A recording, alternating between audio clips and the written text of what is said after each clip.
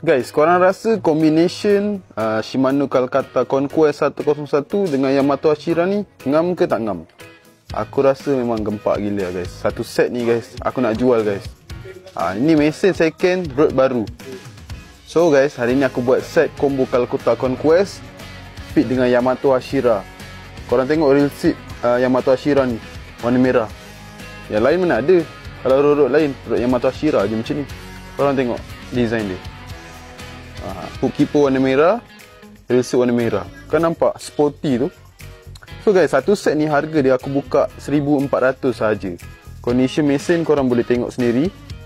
Memang lawa guys. Ini sebelum korang baling pun dah rasa macam wish, semat siut. Macam tu lah korang akan rasa confirmnya. Sebab ini Kolkata Conquest. Ni second. Kalau yang tak tahu, Orchid Tackle menerima. Kalau korang nak jual mesin korang dah ambil cash pun boleh. Kalau korang nak trade in, ambil mesin baru pun boleh. Korang PM je kita orang pada nombor yang tertera. Jadi siapa-siapa yang ada mesin yang tak pakai tu, korang jual juga kita orang. So kita sambung balik. So harga satu set ni 1,400 guys. Untuk spek rod ni, rodnya satu spek saja.